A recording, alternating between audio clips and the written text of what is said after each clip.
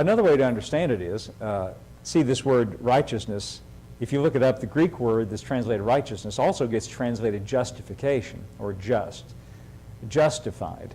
Now, if we use the word justified, we understand what that means because we use it in common everyday speech. You know, when you say a person said that justify themselves.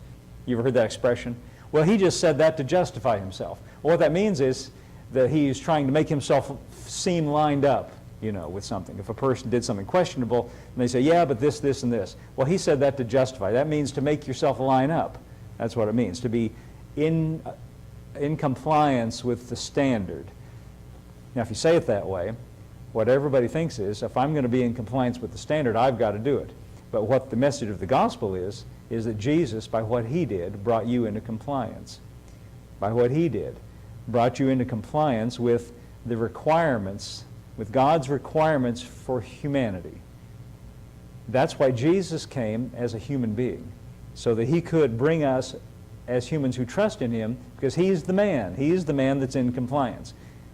And if I may say so, he's the only one that's got perfect righteousness. He's the only one who lived a life that's completely in compliance with God. No matter what you do, you're never going to be perfect. You're never going to be perfectly in line. But I'll tell you what you can do. You can put your faith in somebody who's already perfectly in compliance.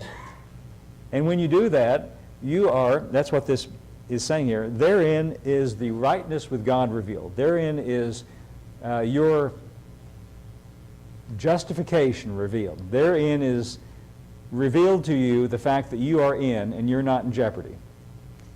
Now, I think it's better, see, here's what I think.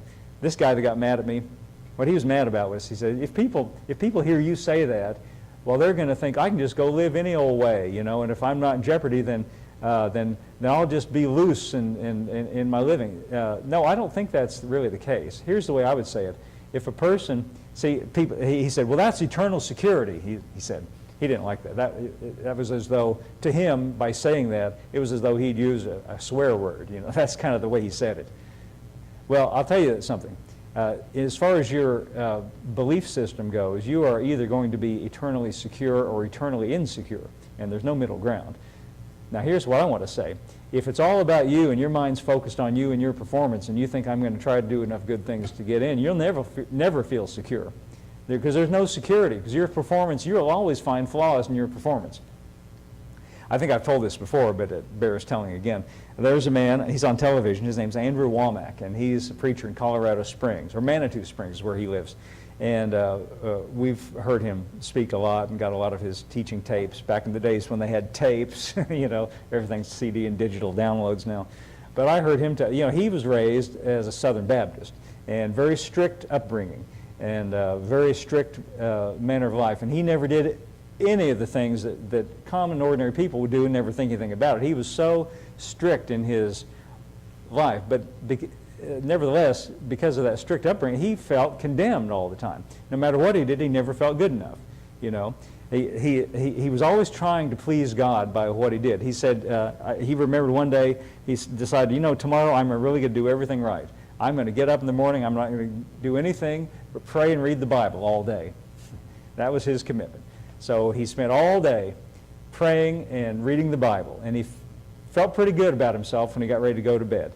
And he said, you know, I spent 15 hours today doing nothing but reading. You can tell by the way I say that, it has a little boast to it. I spent nothing today except praying and reading the Bible. I spent 15 hours and didn't do anything but read the Bible.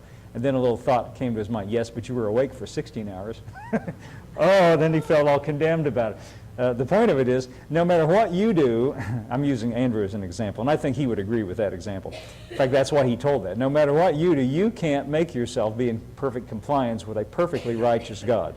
But the truth of it is also that Jesus came to bring us into that condition because he's already there. He already has. In fact, and I know I read this a lot, and I hesitate to read things I've read a lot, but I can't think of a better way to say it. Look for a moment at something else Paul wrote in Philippians chapter 3. Just for a second. Philippians chapter 3. Just to make this point. Did I say 3? Yeah, I meant 3.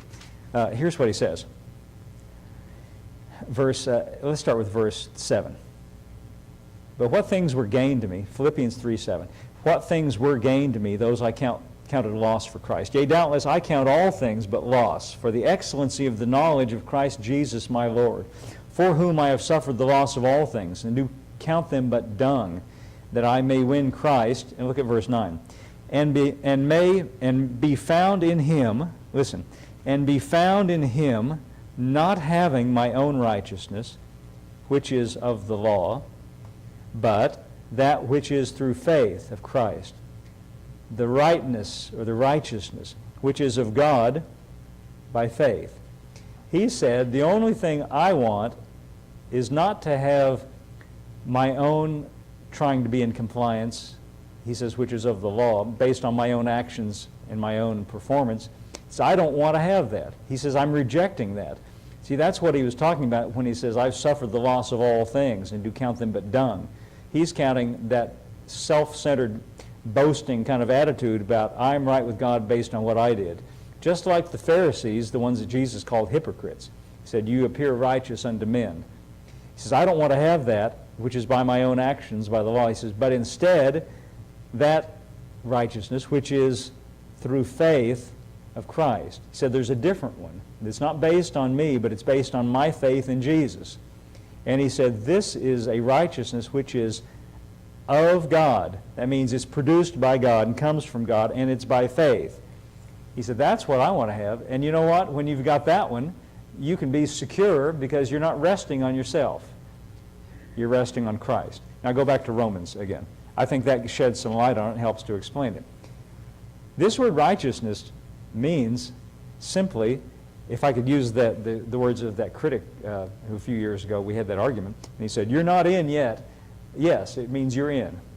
It means you're in. And there's no question about you going to heaven when you die, if that's the thing everybody focuses on, because there isn't anywhere else for you to go. You've already got heaven on the inside of you. You're already in. You're just temporarily living here. There isn't any doubt about it. There's no question about it. You know, I wish I could tell I just get the feeling sometimes talking to people, there's a lot of people who are scared, who are in a lot of anxiety about that. You know, if you think that, if you think I hope I've done enough good things so that I can make it in, that would create a lot of anxiety, especially every passing day. You know? That's what I think. And let me just share this with you. That man that I was discussing, I'm using him as the bad guy to make this point. He thought that if you tell people, tell Christians, Paul's writing this to Christians, if you tell Christians that they are secure and that they are in a state of acceptance with God, no matter what, not based on their performance, he thought that would lead to bad behavior. This is what I think. If a child is growing up in a home and he feels insecure, and if a child is growing up in a different home and he feels completely secure, which one of those will grow up more healthy and happy and become a better adult? The one who feels secure. If you are in a home where you think every day I might get kicked out on my own, you're going to have, I'm sorry to say it this way, a warped sense of yourself, a sense of unworthiness. You're never going to be able to stand up as a healthy adult and function in the world. But I think a child that grows up in a home where he knows he's accepted, where he knows he's loved, I think a child like that grows up to be healthy and secure and stable as an adult. Now, doesn't common sense tell you that's true? Well, when Jesus compared God the Father to human beings that are fathers, he said, if you fathers, being evil, know how to give good things to your children, how much more? In other words, if we have that much common sense about our own children, how much more does God have at least as much sense as we have? So I think that's the point here. And that's why Paul is saying, I want to come and deliver this message to you, because here's the thought that's implied but not stated. That's the way you're going to grow up as a Christian and be stable and be able to stand on your own 2 feet as a Christian and actually be useful and helpful for somebody else. Because as long as you've got that sense of insecurity and anxiety, your attention is always going to be focused on you, and you're really no good to anybody else because you've got this focus on yourself, hoping that you're good enough.